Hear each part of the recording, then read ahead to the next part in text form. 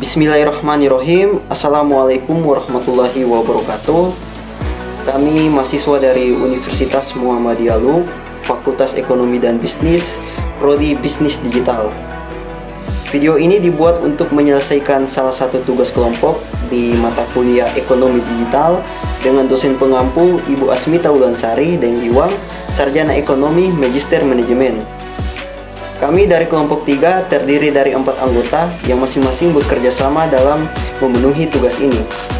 Oke, langsung saja, inilah dia video presentasi dari kami.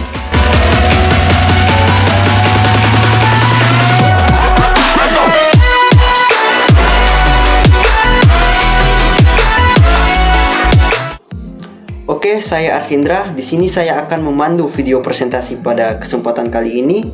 Tapi sebelum kita membahas lebih lanjut, izinkan kami berkenalan terlebih dahulu.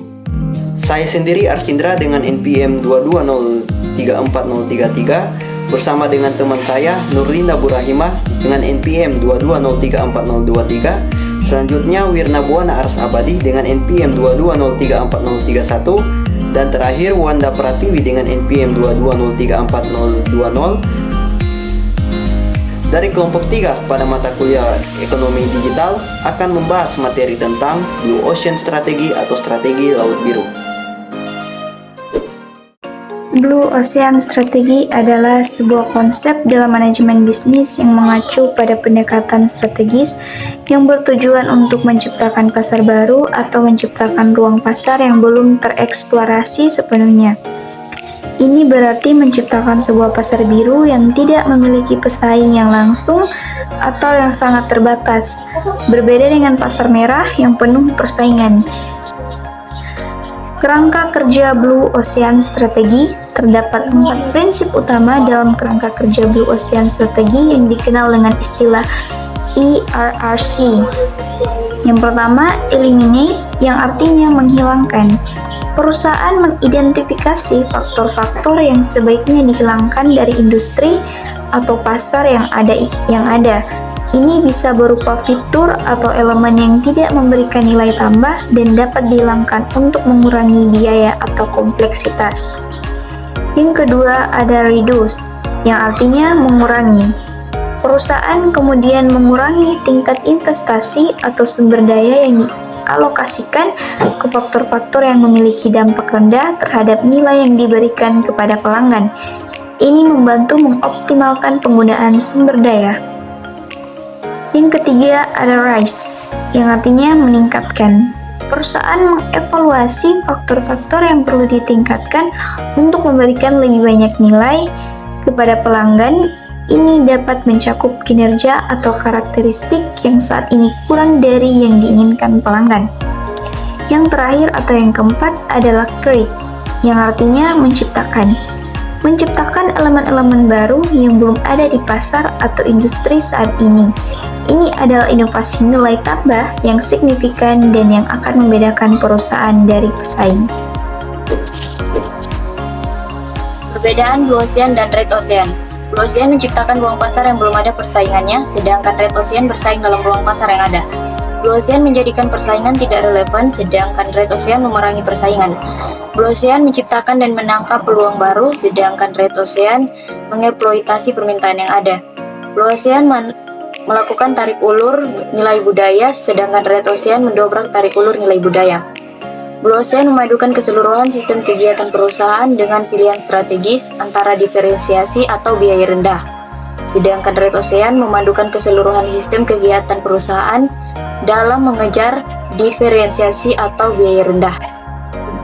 Prinsip Blue Ocean strategis, lakukan rekonstruksi pada batasan pasar. 2. Fokus pada gambaran besar bukan pada angka. 3. Menjalankan rangkaian strategis secara benar. 4. Menjangkau melampaui permintaan yang ada. 5. Mengatasi hambatan utama organisasi. 6. Mengintegrasikan eksekusi ke dalam strategi. Baik, saya akan melanjutkan materi dari teman saya, yaitu manfaat Blue Ocean Strategi. Ada 3 poin, yaitu mencapai target dan segmentasi pasar. Kedua, mengetahui peluang kesuksesan. Ketiga, berpotensi menjadi pemimpin pasar. Kemudian ada kelebihan dan kekurangan Blue Ocean Strategi. Pertama, kelebihan Blue Ocean Strategi ada 4 poin, yaitu menciptakan pasar baru yang belum ada persaingan, sehingga perusahaan dapat mengendalikan harga dan menghasilkan keuntungan lebih tinggi. Kedua, mencapai target dan segmentasi pasar yang spesifik, meningkatkan kepuasan pelanggan, serta membangun loyalitas. Ketiga, memiliki potensi menjadi pemimpin pasar. Keempat, merangsang inovasi dan kreativitas dalam perusahaan. Kemudian kekurangan Blue Ocean Strategi.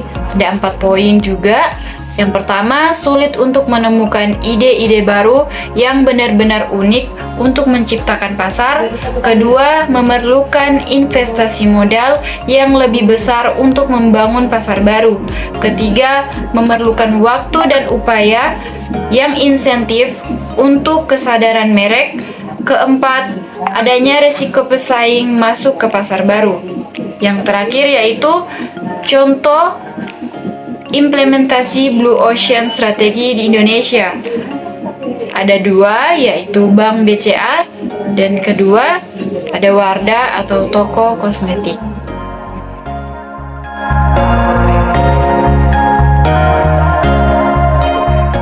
Kesimpulan yang dapat diberikan dari video ini yaitu Blue Ocean Strategi adalah strategi bisnis yang perlu dilakukan perusahaan untuk mencari peluang. Istilah Blue Ocean sendiri merupakan analogi yang menggambarkan potensi ruang pasar yang lebih luas dan lebih dalam yang belum dijelajahi dan masih menunggu untuk ditemukan. Strategi Blue Ocean menawarkan peluang yang sangat menarik bagi perusahaan yang ingin mencapai pertumbuhan yang berkelanjutan. Dalam menerapkan strategi ini, penting untuk berpikir di luar batas dan mengidentifikasi peluang baru di luar bidang yang ada. Oke, cukup sekian video kali ini. Kami dari kelompok 3 mengucapkan terima kasih bagi kalian yang sudah menonton. Dan video ini kami harap bisa memberikan pengetahuan dan pemahaman lebih dalam terkait strategi Laut Biru. Akhir kata, wassalamualaikum warahmatullahi wabarakatuh.